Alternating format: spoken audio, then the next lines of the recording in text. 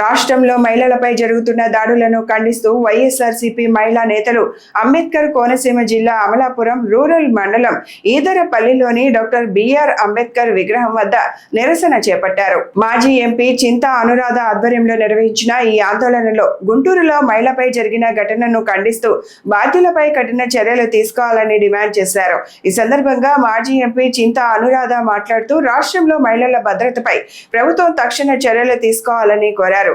MLC Bommi Israel మాట్లాడుతూ కూటమి ప్రభుత్వం అధికారంలోకి వచ్చిన తరువాత రాష్ట్రంలో మహిళలపై దాడులు పెరిగాయని ఆరోపించారు. మహిళల భద్రత ప్రశ్నార్థకంగా మారిందని, ఈ పరిస్థితులకు నైతిక బాధ్యత వహిస్తూ హోంమంత్రి అనిత పదవికి రాజీనామా చేయాలని డిమాండ్ చేశారు. కూటమి నాయకులు గత ఎన్నికలలో మా ప్రభుత్వం వస్తే కనుక ఈ రాష్ట్రంలో మహిళలపై అత్యాచారాలు కానీ హత్యలు కానీ జరిగితే సాయంత్రానికి ఈ భూమి మీద ఎవ్వరూ ఉండరని చెప్పేసి ప్రగల్భాలు పలికారు. ఈరోజు ఈ రాష్ట్రంలో పూటకో హత్య, రోజుకో అత్యాచారం జరుగుతుంది మహిళల మీద. మరి రీసెంట్లీ గుంటూరులో కృష్ణబాబు నగర్లో ఒక మహిళను వివస్త్రణ చేస్తూ ఆ మహిళను వివస్త్రణ చేయడమే కాకుండా తన కుటుంబ సభ్యుల మీద, తన మీద కూటమికి చెందినటువంటి తెలుగుదేశం పార్టీ మల్లెల వెంకటరమణమూర్తి అనే వ్యక్తి విచక్షణారహితంగా విగ్రహం తీసుకొచ్చి దాడి చేయడం జరిగింది. మరి ఆ మొదటగా 15వ తారీఖున ఉదయం పూట దాడి చేయడం జరిగింది.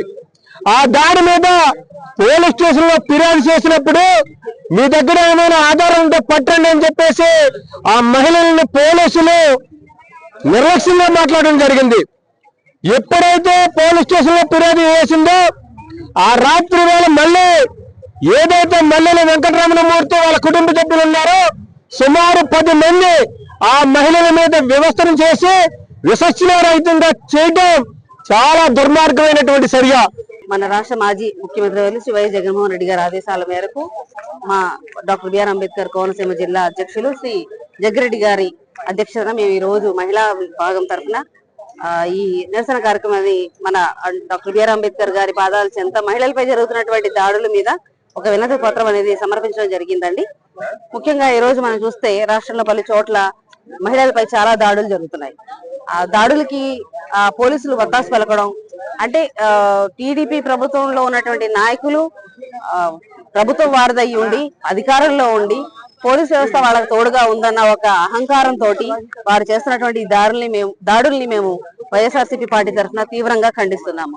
ముఖ్యంగా మహిళలు అంటే నిన్న కాక మన జరిగినటువంటి ఇన్సిడెంట్ గుంటూరులో జరిగినటువంటి ఇన్సిడెంట్ అండి.